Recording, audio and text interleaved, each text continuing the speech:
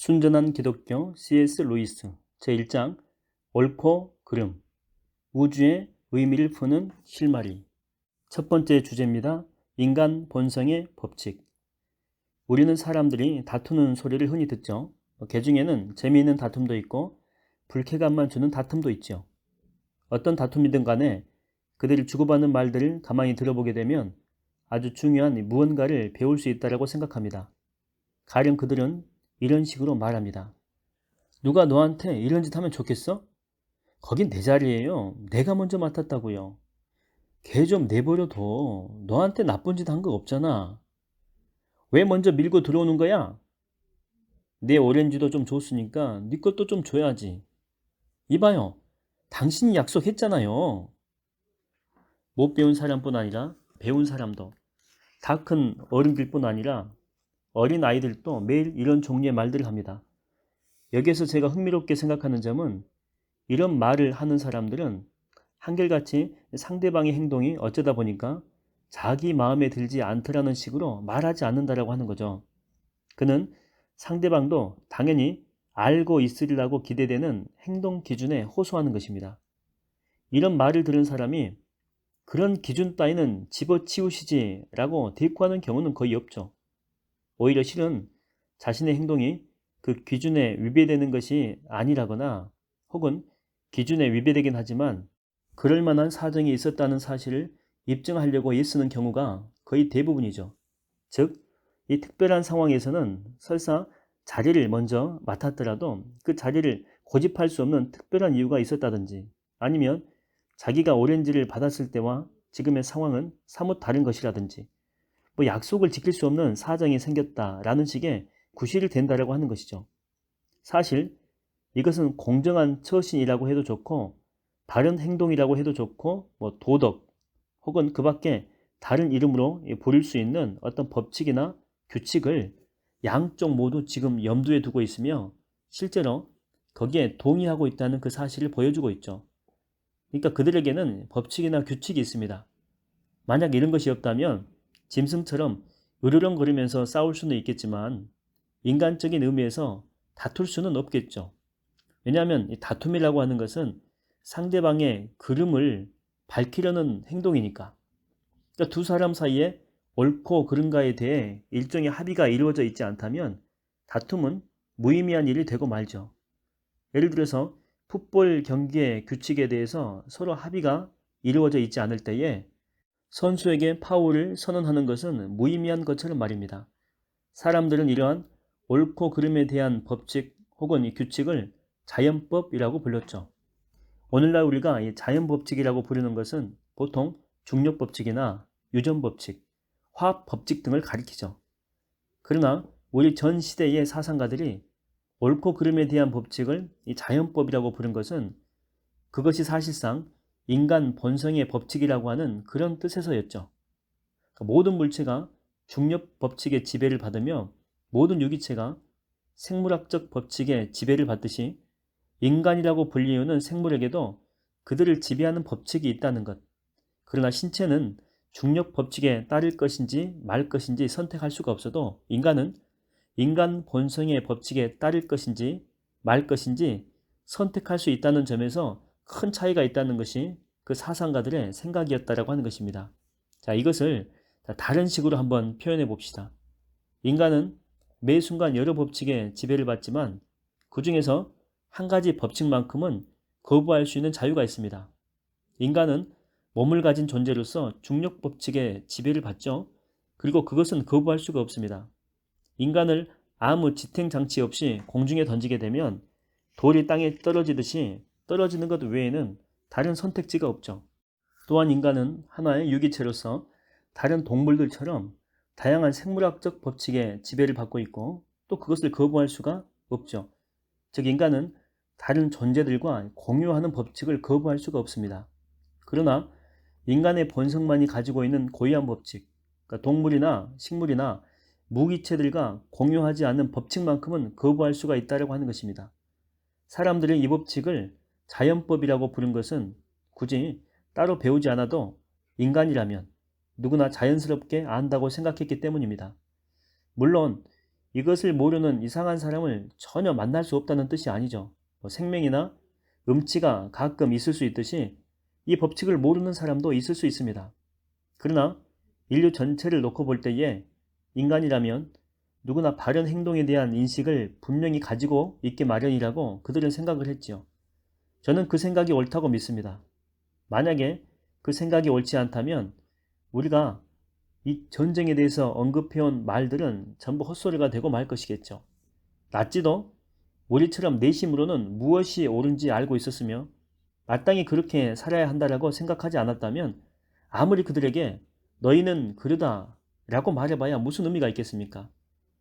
우리가 옳다고 말하는 개념이 그들에게는 아직 존재하지 않는다면 그들과 싸울 수는 있겠죠. 그러나 그들을 비난할 수는 없습니다. 머리카락 색깔을 두고 비난할 수는 없듯이 말이죠. 문명이나 시대에 따라 이 도덕도 크게 다르다는 이유로 인간 누구나 알고 있는 자연법이라는 것은 그리 견고한 개념이 못 된다라고 말하는 사람들이 있다는 것을 저도 알고 있습니다. 그러나 그렇지 않습니다. 각 문명과 시대의 도덕 간에 차이가 있긴 하겠죠. 그러나 그것은 전적인 차이라고 할 만한 것들이 못 됩니다.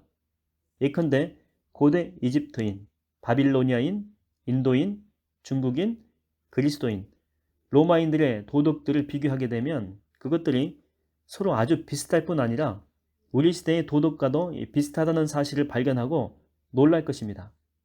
저는 인간의 폐지라고 하는 그 책의 부록에 그 증거들을 모아두었습니다. 그러나 여기에서는 각각의 도덕이 전적으로 다를 경우 어떤 일이 일어날까 생각해 보는 것만으로도 충분합니다. 예를 들어서 전투 중에 주랭랑 치는 행동을 높이 평가하거나 자기에게 가장 친절했던 사람을 배신해 놓고 으쓱거리는 곳이 있을지 한번 생각해 보십시오. 그보다는 차라리 2 더하기 2가 5가 되는 곳을 상상하는 편이 훨씬 더 낫겠죠. 어떤 사람들을 이기적이지 않는 태도로 대해야 할지에 대해서는 사람들마다 생각을 달리 해왔죠. 그러나 어쨌든 자기 자신을 먼저 내세워서는 안 된다는 데에는 모든 사람들이 늘 동의해 왔습니다. 이기주의가 높이 평가된 적은 단 한 번도 없었죠. 한 명의 아내하고만 살아야 하는지 4명의 아내와도 살 수 있는지에 대해서는 사람들마다 생각을 달리 해왔죠. 그러나 자기 마음이 든다고 해서 모든 여자를 다 차지하려 해서는 안 된다는 데에는 모든 사람이 늘 동의해 왔습니다. 그런데 이런 것들보다 더 주목할 만한 사실이 하나 더 있죠. 그것은 옳고 그름이라고 하는 것이 진짜 존재한다고 믿지 않는다는 사람조차 금세 자기 입장에 반대되는 행동을 한다는 사실이죠. 그는 자기가 남에게 한 약속은 마음대로 어기면서도 남이 자기한테 한 약속을 어기려고 하면 당장에 이거는 공정치 못해 하면서 불평을 터뜨립니다. 조약이란 하등 중요한 것이 아니라고 주장하던 국가가 바로 다음 순간에 이 조약은 불공정 조약이므로 파기한다 라고 말하는 이율 배반을 저지르기도 하죠. 만약에 조약이라고 하는 것이 정말 중요한 것이 아니라면 옳고 그름이라고 하는 것이 정말 존재하지 않는다면 공정한 조약이든 불공정한 조약이든 이게 무슨 차이가 있겠습니까? 이것은 겉으로 무슨 말을 하든 간에 사실 그들 역시 다른 사람들처럼 자연법을 알고 있음을 무심결에 드러내는 것이 아니겠습니까? 이제 우리는 옳고 그름의 존재를 믿지 않을 도리가 없는 것 같습니다. 숫자 계산이 가끔 틀릴 수 있듯이 옳고 그름에 대한 이 판단도 가끔은 틀릴 수 있겠죠. 그러나 구구단이 취향이나 견해의 문제가 아닌 것처럼 옳고 그름도 단순한 취향이나 견해의 문제가 아닙니다. 여러분이 여기에 동의한다면 다음 요점으로 넘어가겠습니다. 그 요점이란 이 자연법을 그대로 지키는 사람은 아무도 없다는 것이죠. 혹시 여러분들 가운데 예외가 있다면 양해해 주십시오. 이 책에서는 그런 분들에 관한 이야기는 하지 않을 것이므로 그런 분들은 다른 책을 읽으시기 바랍니다. 자, 그러면 그런 분들을 제외한 평범한 사람들끼리 한번 대화해 봅시다. 이제부터 제가 하는 말을 오해하지 마시기 바랍니다. 저는 설교를 하려고 하는 것도 아니고 남보다 잘난 척 하려고 하는 것도 결코 아닙니다. 저는 다만 한 가지 사실에 주의를 모으고 싶을 뿐입니다.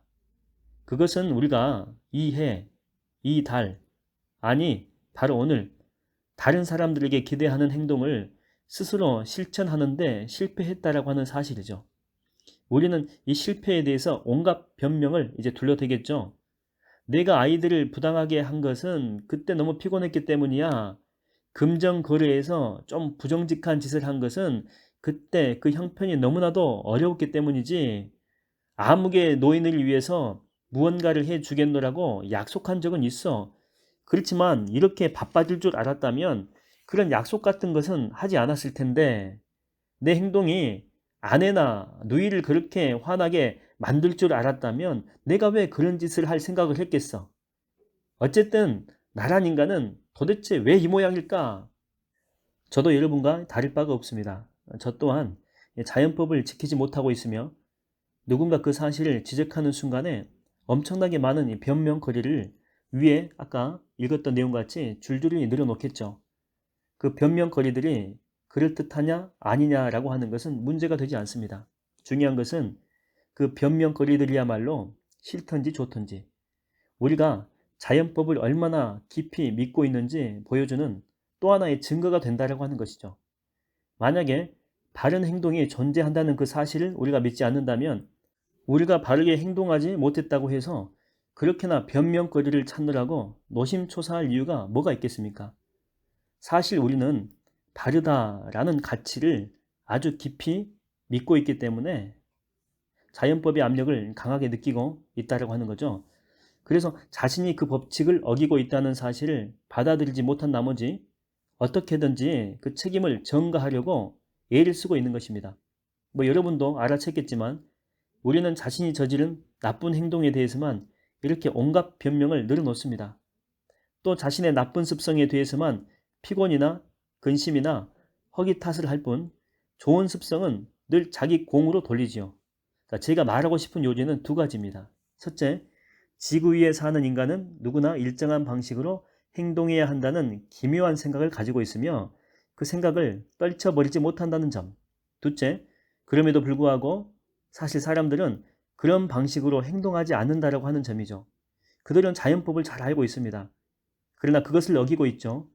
이 두 가지 사실이야말로 우리 자신과 우리가 살고 있는 이 우주에 대해서 명확하게 생각할 수 있게 해주는 토대가 됩니다.